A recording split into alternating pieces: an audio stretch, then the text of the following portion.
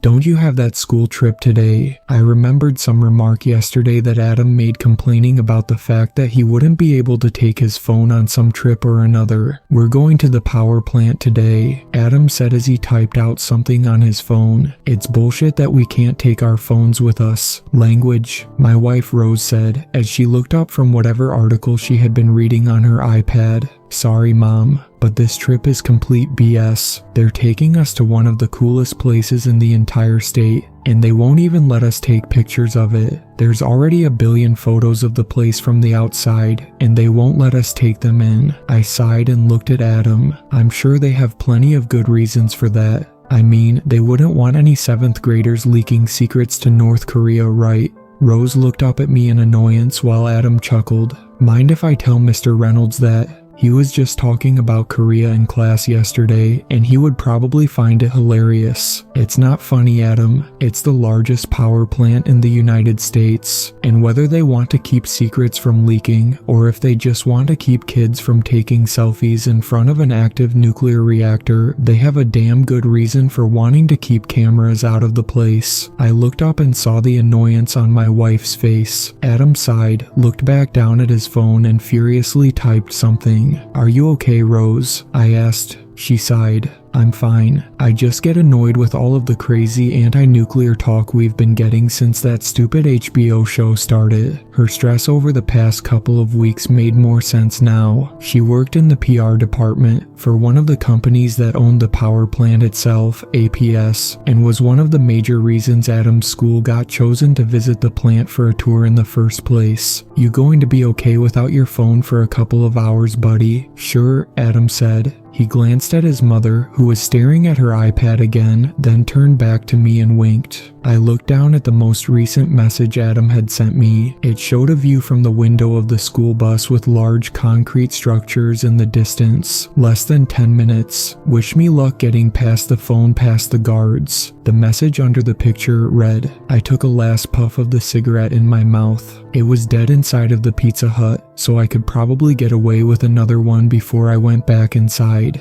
Get me some secrets to sell to the North Koreans so I can quit managing a fast food place. I typed out and sent. LOL, unless the Iranians can give us more. I laughed and put the phone back in my pocket. I contemplated taking another cigarette and lighting up, but was interrupted when the opening driver leaned out of the door and informed me of an order that had just popped up on the make table. That order was followed by another as the lunch rush began in earnest, so I didn't notice the next message he sent until almost half an hour after it sent it. It was a picture of him in front of a mirror in the tile-floored room of what I can only assume to be one of the many bathrooms in the power plant. It showed a reflection of him holding the phone up with one hand and the other with its thumb pointed straight into the air. They didn't even have any security. I just had to tell the chaperone that I left my phone at home. LOL. I looked up at the make screen and saw that it had a single personal pan pizza to make, so I typed out a quick response. Be careful. I don't want to have to explain this to your mother if you get caught.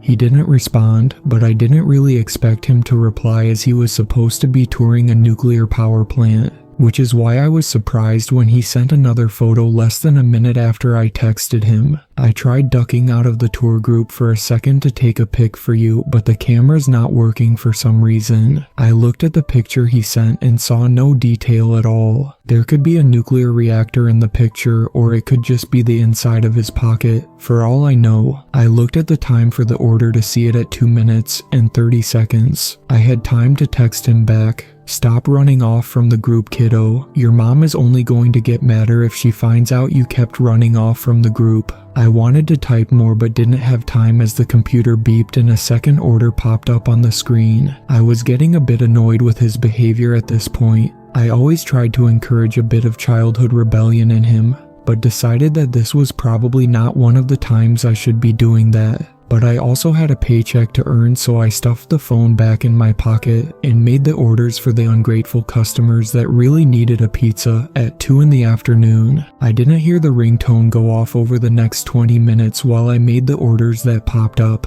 After the customers came to pick them up, I was pretty worried, so I tried sending another message. Hey kiddo, you meet back up with group okay? I saw the little dots indicating the message was trying to send for a couple of seconds before I got a message back. Message could not be sent. Try again later. This automated message worried me, so I tried sending it again. Message could not be sent. Try again later. As I tried to send the message a third time, now truly worrying for my son's safety, I got the phone call from his school. They said they've searched the entirety of where he could have wandered off to, but couldn't find him for some reason. Rose and I got to the plant as quickly as we could, but weren't allowed inside to look because of the obvious security concerns. You would think they would let the parents of a missing child look for it, but apparently national security prevents us from even doing that. It's past midnight, and with nothing to do besides wait for any word of him, we've sat and paced around our bedroom for longer than I care to mention, which is where we were when we got the dump of text messages from his phone as it reconnected to a tower after a long period of time.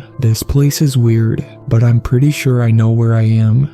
2:27 p.m. Dad, could you call Mr. Reynolds? He's the chaperone on our trip here and I'm lost. 3:13 p.m. I keep hearing this really weird sound and I'm getting kind of creeped out. 3:37 p.m. These messages keep saying they're not going out. But please call someone, Dad. The sound is getting louder. It sounds like hissing. 4:02 p.m. Shit. I saw it. It's dark, Dad. Please. 4:37 p.m. Dad, is it? That's what this little screen says you are. Your son was a lot faster than I expected, but not fast enough. 5:32 p.m. Damn, this little thing says it's not sending messages, but there is an address saved in here. Is it yours? 5:39 p.m. It's a bit far away, but I'll be there in a little while. 5:42 p.m. Like any good parent of a missing child, I began calling the number of the power plant representative that had been calling us throughout the night to update us on just where the fuck our kid was. But I didn't get the chance to, as I received another text from his number. The time it was sent from was 15 minutes ago. Just like the last photo he sent, the camera is ludicrously dark, but I would recognize it anywhere. It's the top of the stairs taken from the second floor of our house, from outside the bedroom we are currently in. The picture also had a message attached to it. I'm here. Rose tried opening the door a couple minutes ago and managed to open it an inch before it slammed back and knocked her into the side table next to our bed. Whatever had slammed the door laughed from behind the door, its shadow extending from under it and penetrating the sanctimony of our safety. After making sure Rose was okay, I prepared myself and smashed myself into the door while turning the knob only to crash into nothing blocking it. The small hallway was completely empty, no shape to match the shadow that had been in front of the bedroom door only a couple of seconds before, but there was something resting on the small banister next to the stairs, a charred and blackened cell phone.